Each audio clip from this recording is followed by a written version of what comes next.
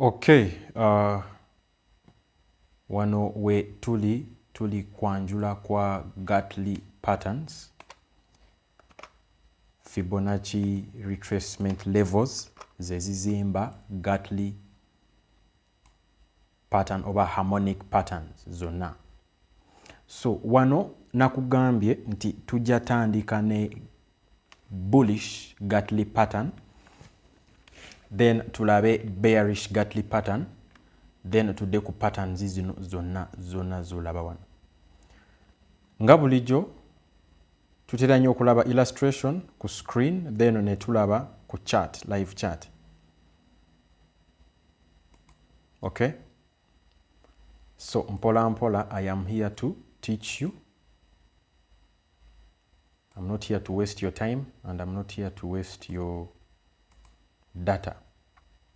So tujja tandikira ddala wano tulabe katusooke tufune amateeka agafuga Gartley pattern.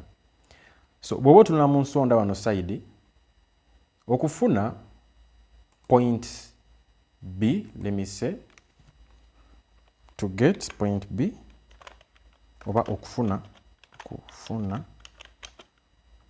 B, excuse me, okufuna B oba bar, twetaaga 61%, okay, 61% retracement level eya X to A. Okay? Okufuna point B twetaaga 61% retracement level eya point X to B. Sorry, X to A. So katunoonye B ku chart. Jukira tuyina X to A. Okay, tuyina X to A.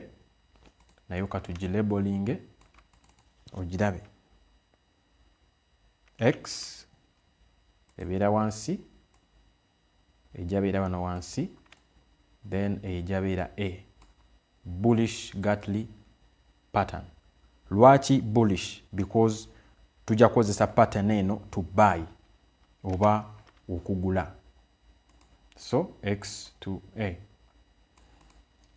As usual, kasita tutandika okulaba retracement oba akatale nga kadda wansi, tuba tukozesa A to X, okay? Oba tuba 100% retracement level ebeera wano waggulu, okay? 100% retracement level ejja beera wano waggulu.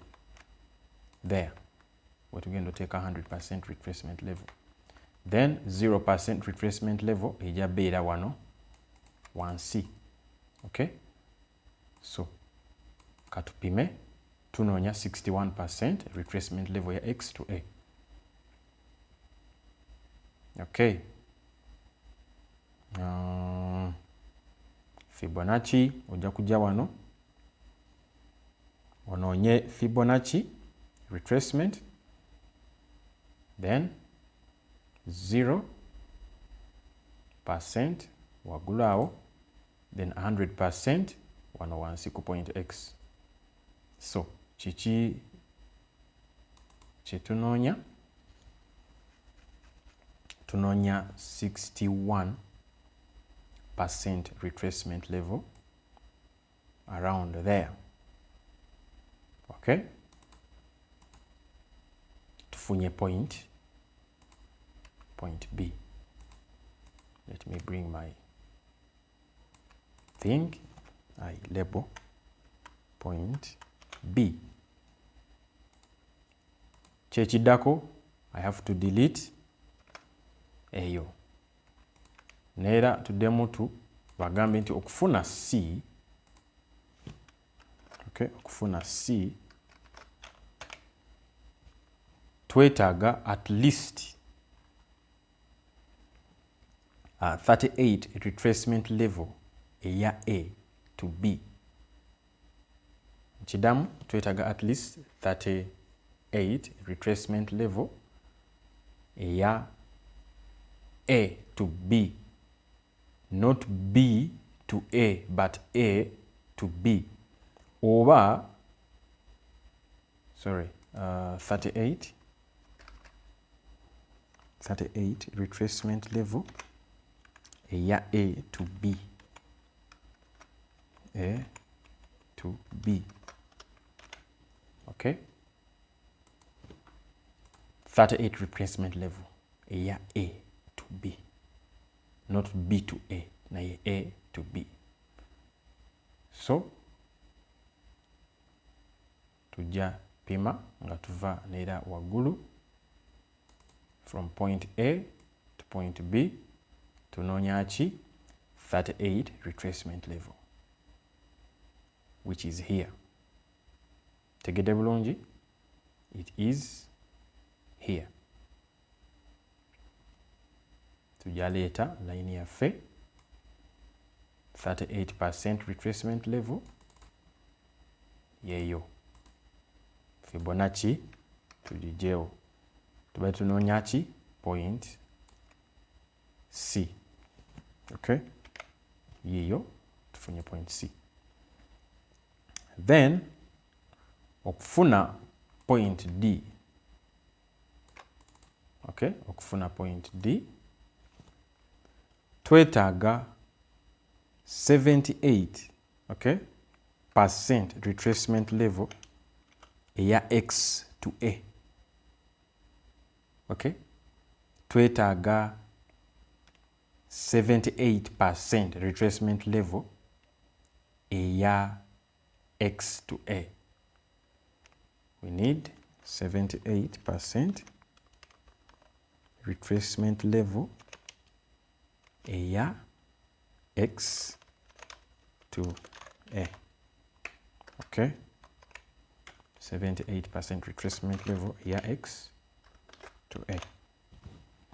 Katunoonye X to A, X to A, twetaaga ki? 78% retracement level. Whereby ntiwa ejja beera eno waggulu, but kati let's flip it, katunoonye 38% retracement level. Because yalibadde eri A to X naye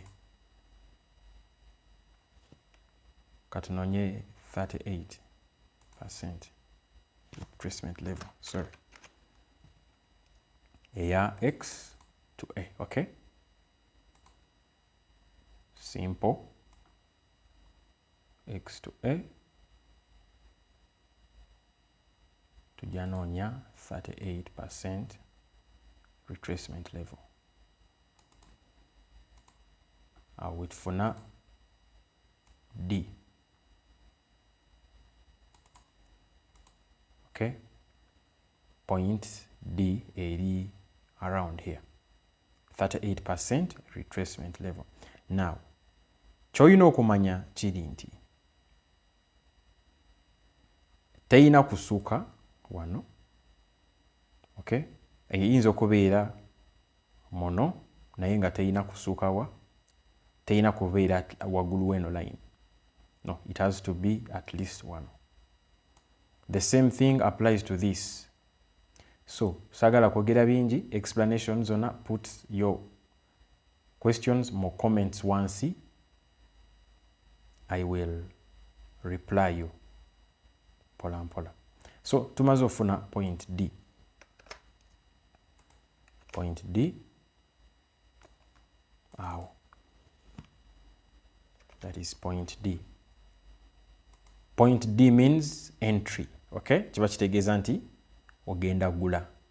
Oyingira mu katale. Now, take profit 1. Ebeera wano. Kanjiyite TP1. Ne take profit 2 oba TP2. Okay? Kino kitegeeza ki? Kitegeeza nti akatale kaba kambuka waggulu. Now, if you remember the chart patterns, ze tubadde twakalaba emabega eyo. What name do you give to this chart pattern? Okay, what name do you give to this chart pattern? Ka video kajabeera mu nsonda waggulu eyo. If you do this and you do this, tubeera ku chart pattern kikaki. Because twagambye at point D akatale kaba kambuka waggulu. Chart pattern ebeera chart pattern ki. So bwe tuba tuli ku chart patterns, you definitely know what this one is. Bw'oba tonakitegeera, dda mu videos onoonye nebeera which chart pattern is this one. Okay? So bino ebintu njagala kulaga buli kimu, njagala kulaga how they form. They have different names. So chart patterns katusooke tukijewo. So take profit 1 ebeera ku point C, then take profit 2 ebeera ku point A. In case ng'oyagala kola ki? Ng'oyagala twala amagoba gombi. So katulabe ne bearish version oba bearish Gartley pattern, then tugende ne ku chart tulabe bino ebintu. Buno video bujja kuba buwanvu mukko, but it's worth it. After these videos tugendera ddala ku kintu ekyamaanyi. So bearish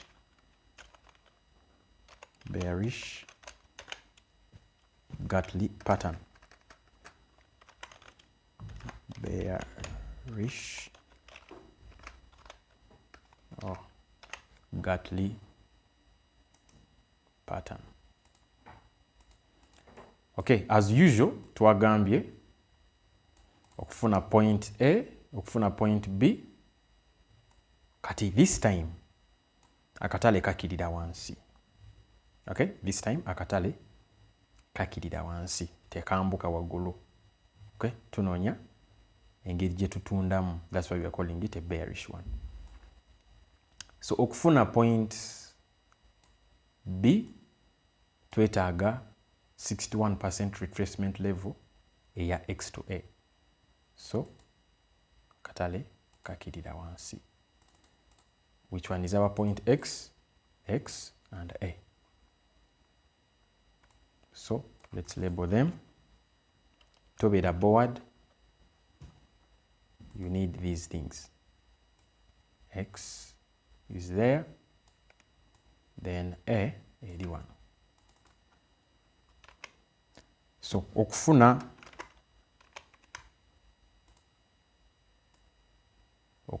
point B twetaaga 61% retracement level eya X to A. Jukira as usual 0% retracement level. Okay, so 61% retracement level eya X to A. Zenkoze A to X, sorry. It's okay. Bibaawo sometimes twedabira.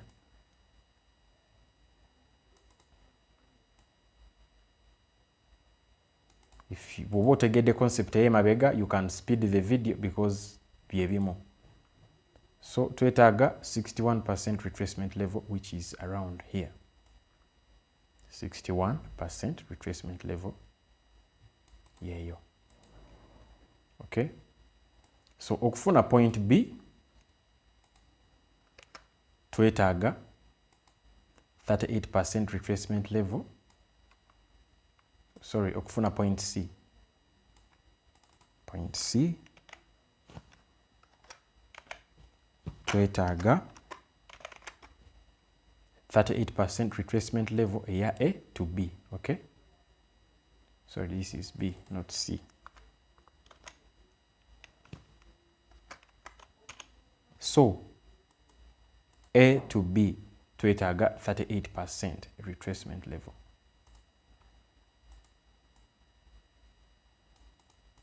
38% retracement level, like that. Okay,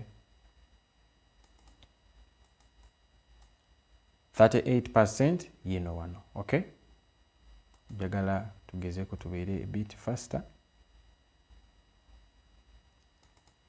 Okay, 38. So this is point C. Point C.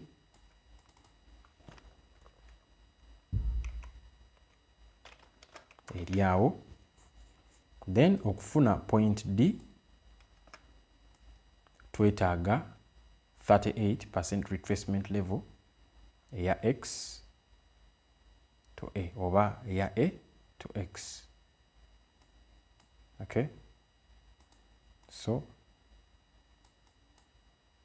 katu ginonye speed.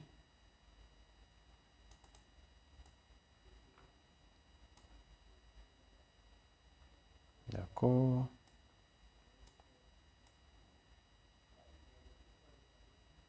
Okay, 38% retracement level eya X ne A. Okay, 38% retracement level. Now, sorry, 38%. Yeah. Now, wobo omanyi chart patterns, you can still tell which chart pattern this one is. Okay, woba waize chart patterns, nero omanyi what chart pattern this one is. So that is point D.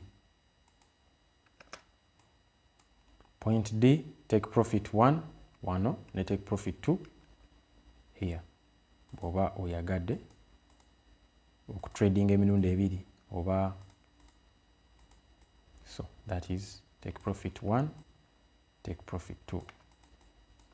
Demo video za chart patterns otegeere ddala what chart pattern this one is.